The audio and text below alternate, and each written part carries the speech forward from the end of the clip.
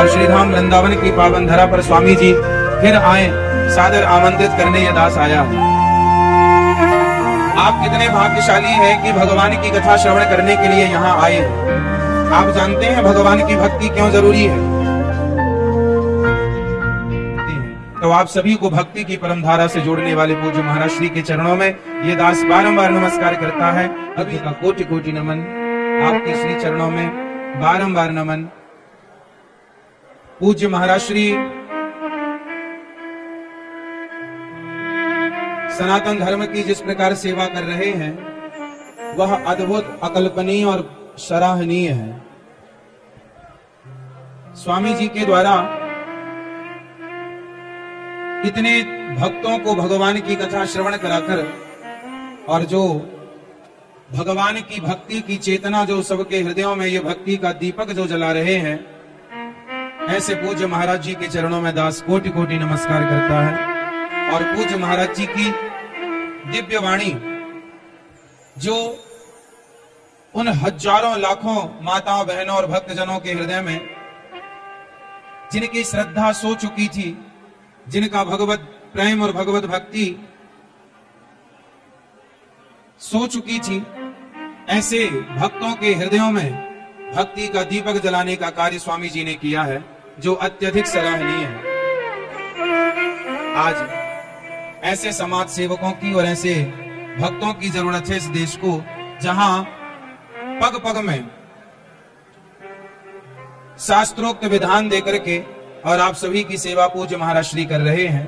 पूज्य महाराज श्री कुछ वर्ष पहले श्री धाम वृंदावन आए और ये दास को दर्शन करने का परम सौभाग्य मिला।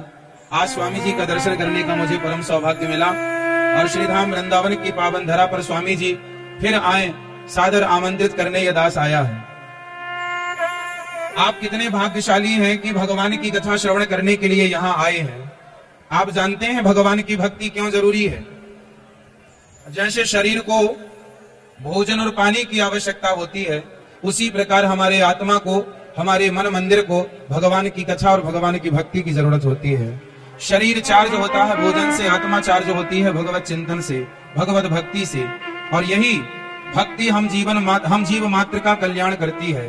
बिना भगवत प्रेम, बिना भक्ति के गोस्वामी तुलसीदास जी कह रहे हैं के बारी मथे कृत हो ये बरु सिकता ते बरु तेल, बिनु हरि भजन न भवत रही यह सिद्धांत अपेल। बिना भक्ति के शायद बालू का मंथन करने से घी हो जाए, बारी मथे कृत हो ये बरु, शायद पानी का मंथन करने से घी हो जाए, बालू का मंथन करने से तेल हो जाए, होगा नहीं, शायद हो जाए। फिर बिना भक्ति के किसी का कल्याण नहीं होगा, किसी की गति नहीं होगी, यह अटल सत्य है, ऐसा गोस्वामी जी कहते हैं। तो आप सभी को भक्ति की परमधारा से जोड़ने वाले पूज्य महाराज श्री के चरणों में यह दास बारंबार नमस्कार करता है। अभी इंदौर की पावन धरा पर कथा का आयोजन हो रहा है। पूज्य स्वामी जी से निवेदन करूंगा कि कल आपका दर्शन वहां हो और यह दास आपका दर्शन करके कृतार्थ हो। तो आप सभी का बहुत बहुत धन्यवाद कि आप इस सनातन को बचाए रखे हैं और ऐसी अपार भक्तों की भीड़ के साथ आप जन जन तक सनातन को और धर्म को और भक्ति को पहुंचा रहे हैं। आप सभी परम सौभाग्यशाली हैं। कैसे पूज्य महाराज श्री के वाणी को आप श्रवण करते हुए अपने जीवन को कृतार्थ करते हैं। भक्ति जीवन में उतनी ही जरूरी है जितना कि शरीर को प्राणवायु की आवश्यकता है, ऑक्सीजन की आवश्यकता है, उसी प्रकार हृदय को भक्ति की आवश्यकता है, प्रेम की आवश्यकता है। कोई कह रहा था गुरुजी, क्या संसार में अगर जन्म हुआ है तो गुरु मंत्र लेना जरूरी है? क्या गुरु बनाना जरूरी होता है? क्या गुरु बनाना जरूरी है? हम इतना सा कहना चाहते हैं कि तुम्हारी पुलिस में नौकरी लग गई तो क्या ड्रेस पहनना जरूरी है? अरे बोलो, जम के बोलो। तुम्हारी मिलिट्री में नौकरी लग गई तो क्या ड्रेस पहनना जरूरी है? बोलते जाओ, जरूरी है ना। पुलिस में नौकरी लगे तो ड्रेस पहनना जरूरी है ना। हॉस्पिटल में सिस्टर, नर्स की नौकरी लगे तो ड्रेस पहनना जरूरी है ना। जिस कंपनी में काम कर रहे हो उसकी ड्रेस पहनना जरूरी है ना। कारण क्या है? पुलिस की नौकरी लगी और तुमने ड्रेस नहीं पहनी तो होगा क्या? क्या होगा? तुमने खड़े होकर के भी दिया, उसने कोनी मार के कहा चल जा, तेरे जैसे ढेर आते हैं। और अगर उसने ड्रेस पहन के रखी है तो तुम कौन ही मार के बता दो। बोलो, मार सकते हो? नहीं। रुतबा व्यक्ति का नहीं, रुतबा ड्रेस का है। उसी तरह पुलिस में नौकरी लग जाए और ड्रेस नहीं पहनो तो तुम्हें कोई ना पूछे, उसी तरह मनुष्य की देह मिल जाए और गुरु मंत्र ना ले तो ऊपर कोई नहीं पूछे, ऊपर कोई ना पूछे। ड्रेस देखकर चोर भाग जाते हैं और जो एक बार सच्चे गुरु की, असली गुरु की शरणागति ग्रहण कर ले, गुरु मंत्र ले ले, ड्रेस को देखकर चोर भाग जाते हैं और गुरु मंत्र को देखकर हमारा पाप भाग जाता है। मंत्र लेने के बाद एक चीज छोड़नी पड़ती है। क्या छोड़ेंगे? अपने अंदर की बुराइयां, जो कि बहुत सारी हैं। क्या छोड़ेंगे? हमारे अंदर बुराइयां हैं, उन्हें काम, क्रोध, लोभ, मोह, निंदा, चुगली, छल, कपट, इन सारी बुराइयों को त्याग दीजिएगा। जो पढ़े लिखे नहीं है वो क्या जपेंगे? श्रीमन नारायण। और जो पढ़े लिखे हैं वो भी काम करते हुए श्रीमन नारायण, श्रीमन नारायण, श्रीमन नारायण। नाम जप जरूरी है। नाम जप करने से चित्त शुद्ध होता है, हृदय शुद्धि होती है। जब मन शुद्ध होगा तब तो भगवान आएंगे। इसलिए पहले नाम जप। श्री चैतन्य महाप्रभु ने क्या किया? नाम जप। हमारे आचार्यों ने हमें क्या शिक्षा दी है कि आप सबसे ज्यादा क्या करो?